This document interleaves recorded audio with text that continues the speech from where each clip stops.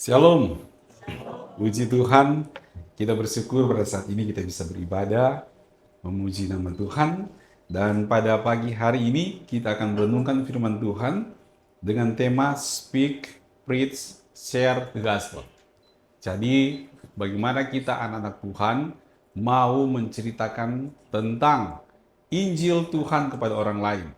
Dan topik ini akan kita bahas selama 2 bulan, dari bulan Maret dan juga bulan April, pas kita akan merayakan Jumat Agung, ya. Sama-sama katakan speak the gospel.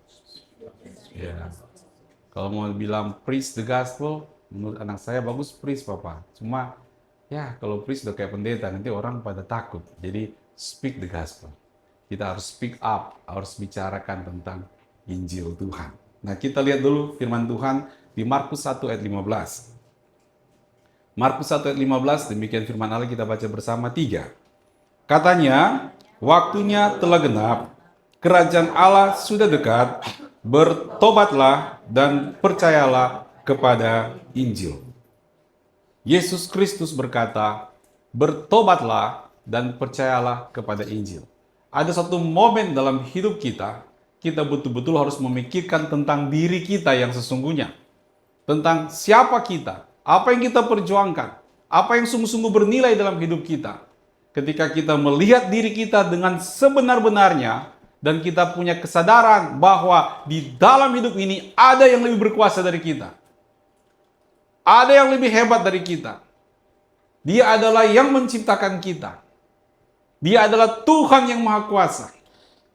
Di mana kita harus segani, harus kita hormati, dan harus kita hargai. Karena Dia menciptakan kita.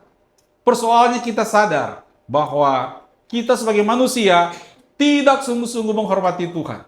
Tidak sungguh-sungguh hidup benar di mata Tuhan. Tidak sungguh-sungguh menghargai Tuhan. Gak usah ngomong, diri kita sendiri sadar. Ada yang gak beres dalam diri kita. Ada yang gak cocok. Ada yang gak berkenan. Ada dosa di dalam diri kita. Orang lain gak usah ngomongin kita sendiri sadar dalam diri kita. Mengapa ada perasaan seperti itu? Karena kita tahu sebenarnya bahwa hidup kita ini harus kita pertanggungjawabkan di mata Tuhan.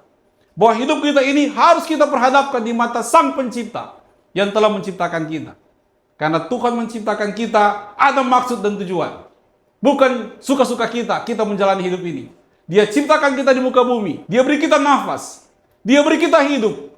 Dia buat kita bisa bergerak dan beraktivitas. Itu harus dipertanggungjawabkan di hadapan Tuhan.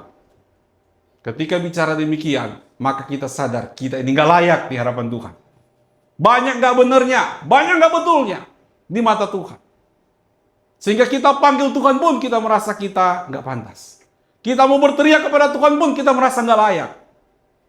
Karena kita tahu kita berdosa di mata Tuhan. Tapi puji syukur kepada Tuhan yang baik. Ada Injil yang diberitakan. Yang meminta kepada kita harus bertobat terlebih dahulu. Bertobat dari perbuatan yang gak benar. Bertobat dari dosa. Bertobat dari hidup sembarangan. Bertobat dari hidup yang tidak ada gunanya. Yang tidak ada value. Yang tidak ada nilai. Kita bersyukur kepada Tuhan. Ada Injil. Injil itu bicara apa? Bicara kasih Tuhan. Karena Tuhan lihat umatnya bingung semua. Manusia gak ada jalan keluar. Hidup dengan dosa. Menjerit di hatinya sendiri. Gak ada jalan untuk keluar. Gak ada solusi. Gak ada yang bisa membuat mereka layak bertemu dengan Tuhan dan bicara kepada Tuhan. Dan semua berujung kepada neraka. Neraka dan neraka. Karena hidup ini harus dipertanggungjawabkan. Maka karena Tuhan mengasihi manusia, maka Dia menunjukkan kasihnya dengan tindakan. Dia memberikan anaknya yang tunggal, Allah yang menjadi manusia. Yesus Kristus namanya. Lahir di dunia ini 2000 tahun yang lalu untuk memikul semua dosa kita. Menanggung semua perbuatan jahat kita. Menanggung rasa bersalah dalam diri kita. Menanggung kesialan dalam diri kita. Dia pikul semua dosa kita di kayu salib. Mestinya kita harus menanggung dosa kita. Tapi Tuhan tahu kita tidak mampu. Maka Tuhan menggantikan kita. Dengan cara Dia Allah yang menjadi manusia. Yaitu Yesus Kristus. Menanggung dosa kita di kayu salib.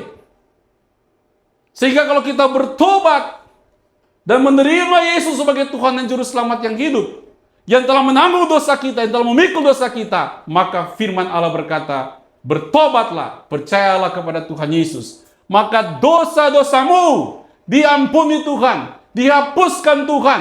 Engkau menjadi manusia yang baru, engkau diselamatkan dalam Tuhan Yesus Kristus. Ketika kita mendengarkan kabar Injil ini, jangan tunggu lama-lama untuk bertobat.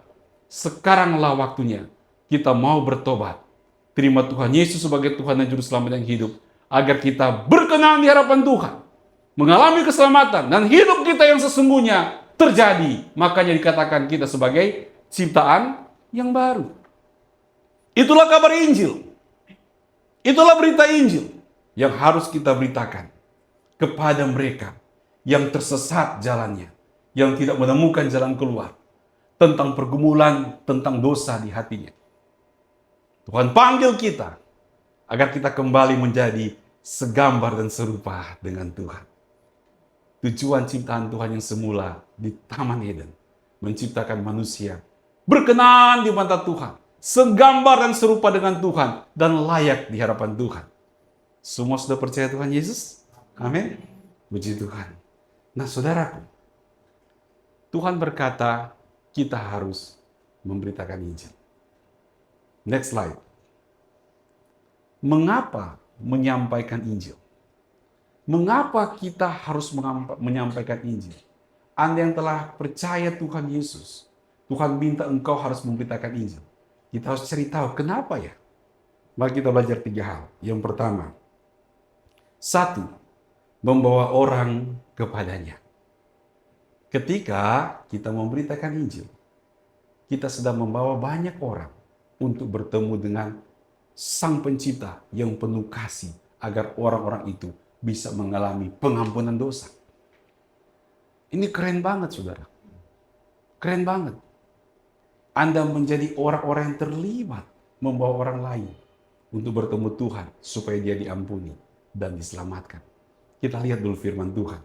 1 Petrus 3 ayat yang ke-18, kita baca bersama-sama. 1, 2, 3. Sebab juga Kristus telah mati sekali untuk segala dosa kita. Ia yang benar untuk orang-orang yang tidak benar, supaya ia membawa kita kepada Allah. Ia yang telah dibunuh dalam keadaannya sebagai manusia, tetapi yang telah dibangkitkan menurut roh. Saudara, kalau Anda ambil bagian memberitakan Injil, berarti Anda juga mengambil bagian dari misi Tuhan untuk membawa orang-orang bertemu dengan Tuhan. Kehidupan mereka yang sia-sia menjadi tidak sia-sia.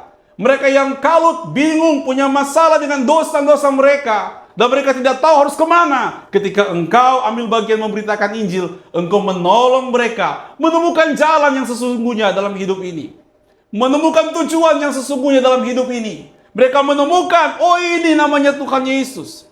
Begini maksudnya. Allah yang menjadi manusia berkorban untuk menyelamatkan aku. Dan saudara bayangkan, Tuhan memakai Anda untuk memberitakan Injil.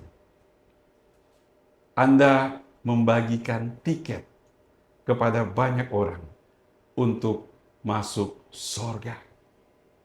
Keren kan? Jadi kalau kita menyadari hal ini, maka kita akan bersuka cita. Jika Tuhan berkata kepada kita, pergi, beritakanlah Injil. Kita tahu ini suatu tugas yang mulia. Tugas yang indah. Tugas untuk memberkati orang lain. Tugas untuk menolong orang lain. Tugas untuk menunjukkan jalan bagi mereka yang tersesat. Tugas agar orang-orang bisa dipulihkan dengan hidup yang sesungguhnya. Tugas yang lebih indah daripada orang lapar kita kasih makan. Tugas yang lebih mulia daripada orang haus kita kasih minum. Tugas yang lebih berharga dan bersifat kekal daripada orang yang menderita engkau mengulurkan tangan saja, tapi tidak menyampaikan Injil kepada mereka. Lebih baik engkau juga turut serta, membawa tiket ke sorga kepada mereka, memperkenalkan Kristus kepada mereka, memberitakan Injil, karena engkau akan membawa orang-orang datang kepada Bapa di sorga ketika mereka percaya Tuhan Yesus sebagai Tuhan dan Juru Selamat yang hidup.